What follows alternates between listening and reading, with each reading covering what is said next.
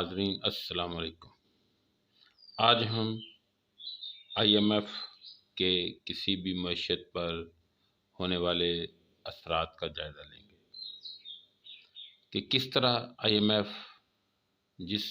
ملک میں جس اکانومی میں انوالو ہوتا ہے اس پر کس طرح کے معاشی اثرات جو ہیں وہ مرتب کرتا ہے، اور اسپیشلی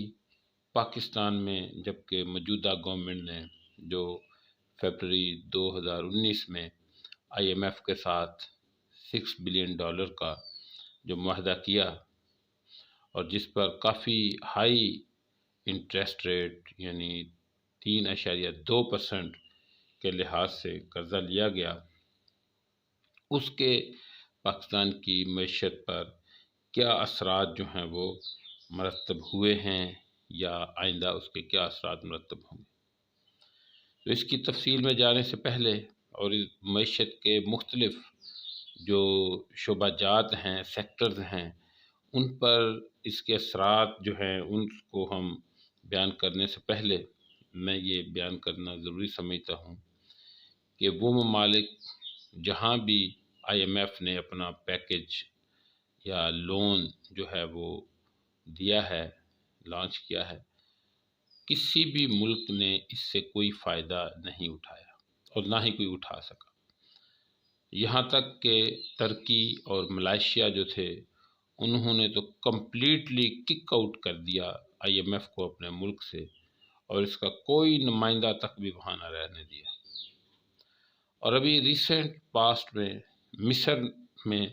جو IMF نے اپنا پروگرام لانچ کیا تو اس کے بھی بہت سے جو ہیں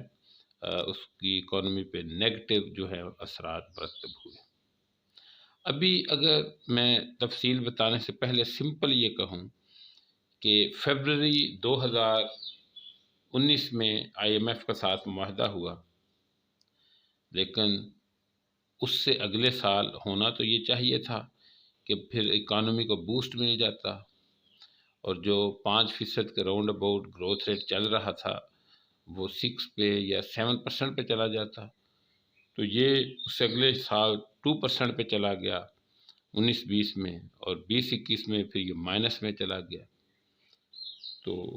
اس میں بے شک کووڈ کا بھی بہانہ بنایا جا سکتا ہے، بہرحال کئی ایسے ملک ہیں جنہوں نے اس کے باوجود بھی ترقی کی ہے، جس میں چائنا کی ہم مثال دے سکتے ہیں کہ کووڈ کے باوجود اس کی جو گروتھ ہے وہ پازیٹیو ہے،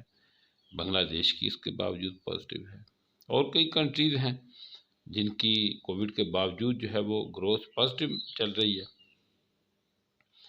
تو IMF کے جو پاکستانی معیشت پر اثرات ہیں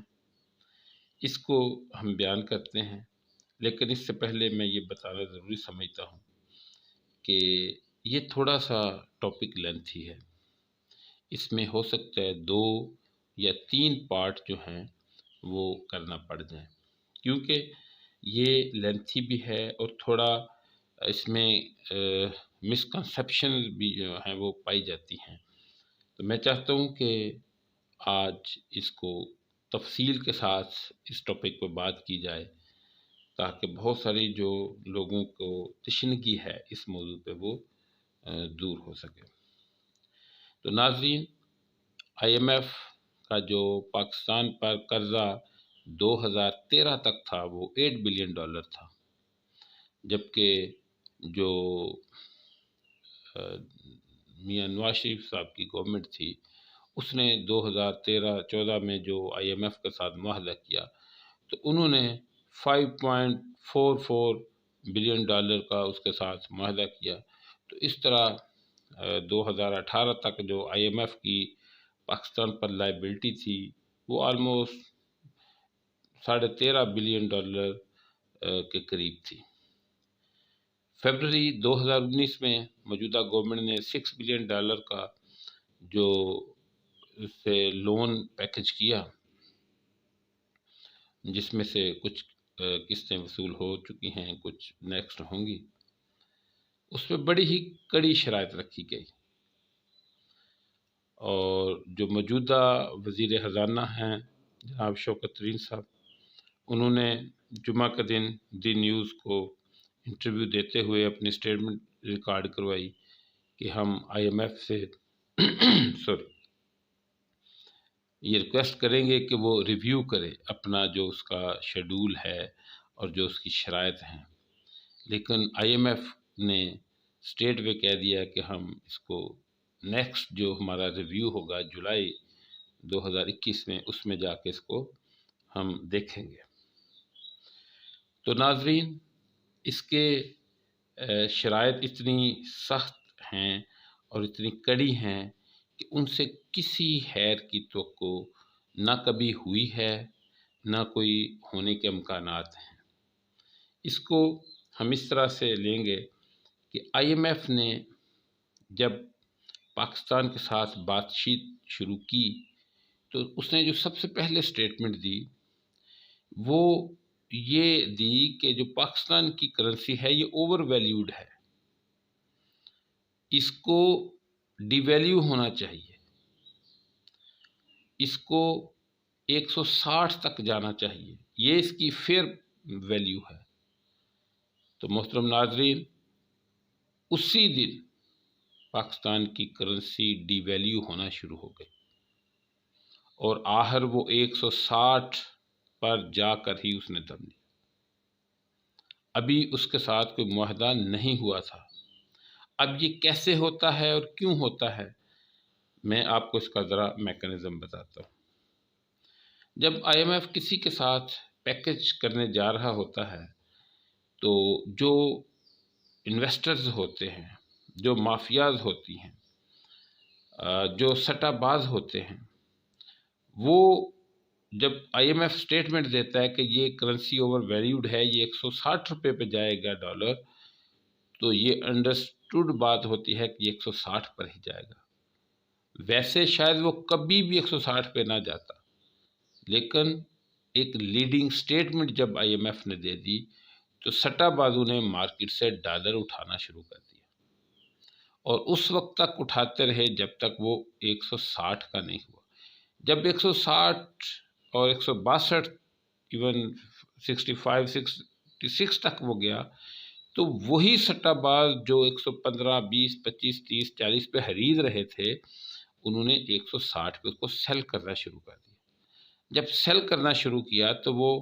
65 سے پھر واپس 55 56 تک واپس آیا۔ عام لوگ سمجھتے ہیں کہ شاید پاکستان کی کرنسی اب سٹرانگ ہونا شروع ہو گئی ہے، حالانکہ ایسی بات نہیں۔ وہ جو اتنی بڑی مقدار میں بلینز ڈالر خریدے گئے ہوتے ہیں مارکیٹ سے،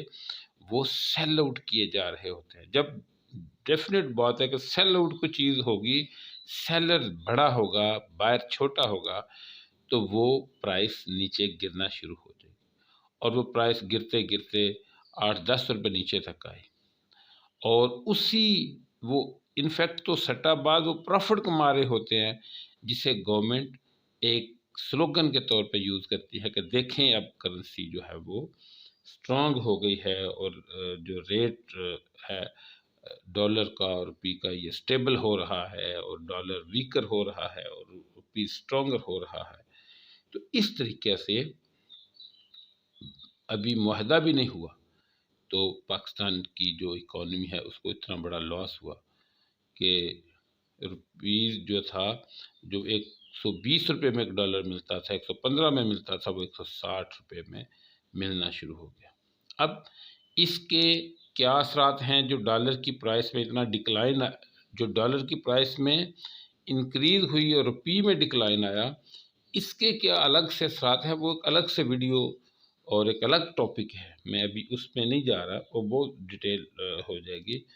لیکن میں نے ابھی صرف اتنا بتایا کہ ایکسچینج ریٹ پر معاہدہ شروع ہونے سے پہلے یہ اثر ہو گیا اور اب جب معاہدہ ہوا تو پھر اس کے دوسرے اثرات جو ہیں وہ بھی سامنے آ گئے۔ اب دوسرا اس کا جو اثر ہے، جب ایکسچینج ریٹ جو ہے وہ روپی اس میں ویکر ہوتا ہے اور ڈالر سٹرانگر ہوتا ہے، تو دوسرا اس کا یہ امپیکٹ ہوتا ہے کہ جو صنعت ہوتی ہے کسی ملک کی، انڈسٹری ہوتی ہے، اس پہ ایفیکٹ آتا ہے۔ را مٹیریل جو ہے وہ مہنگا ہو جاتا ہے، کیونکہ پہلے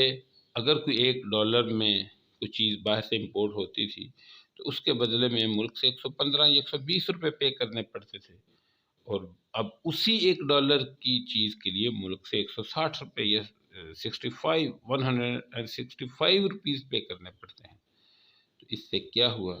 کہ وہ چیز جو ہے وہ تقریباً 40% تک جو ہے وہ مہنگی ہو گئی ملک میں۔ اب جب را مٹیریل مہنگا ہو گیا تو اس سے اس چیز کی کاسٹ آف پروڈکشن بھی بڑھ گئی۔ جب کاسٹ آف پروڈکشن بڑھ گئی تو جو چیزیں ڈومیسٹک یوز میں آتی ہیں وہ پبلکلی ان کی پرائس بڑھ گئی، انفلیشن ہو گیا، اور جو چیزیں ایکسپورٹ ہوتی ہیں ان کی چونکہ کاسٹ آف پروڈکشن بڑھ چکی ہے تو ہمیں انٹرنیشنل مارکیٹ میں بھی اس کی پرائس بڑھانا پڑے گی۔ جب ہم انٹرنیشنل مارکیٹ میں اس کی پرائس بڑھاتے ہیں تو دوسرے کمپٹیٹر جیسے انڈیا ہے، بنگلہ دیش، کوریا، ویتنام، تائیوان، ملائیشیا وغیرہ، تو وہ اس چیز کو اس سے سستا سیل کر سکتے ہیں۔ تو اس کا الٹا نقصان کیا ہوتا ہے کہ ہماری چیز باہر بک نہیں سکتی، کہ کمپٹیٹر جو ہیں وہ چیز سستی پیدا کر رہے ہیں اور سستی باہر دے رہے ہیں۔ تو اس طرح ہماری ایکسپورٹ بڑھنے کی بجائے کم ہو جاتی ہیں، اور دوسری طرف اس کا جو امپیکٹ ہے اس ڈیویلیویشن کا وہ ڈومیسٹک جو بائر ہے اس پر بھی ہے، اس کو بھی ہر چیز مہنگی مل رہی ہے، تو اس سے ملک میں ایک افراتفری کی فضا پیدا ہو جاتی ہے۔ تو ناظرین، یہ ہم نے آج دو جو ہیں اس کے اثرات IMF کے کسی اکانومی پہ بیان کیے ہیں۔ ابھی بہت سارے اس کے جو اثرات ہیں وہ باقی ہیں، جو اس کے پارٹ بی اور سی میں جو ہیں وہ بیان کیے جائیں گے۔ آپ ضرور اس کے پارٹ اور پارٹ سی جو ہیں وہ ضرور دیکھیے گا، تاکہ IMF کے جو ہیں وہ اثرات کسی اکانومی میں اور اسپیشلی پاکستان کی اکانومی پہ کیا ہیں وہ آپ اچھے طریقے سے انڈرسٹینڈ کر سکیں۔ شکریہ۔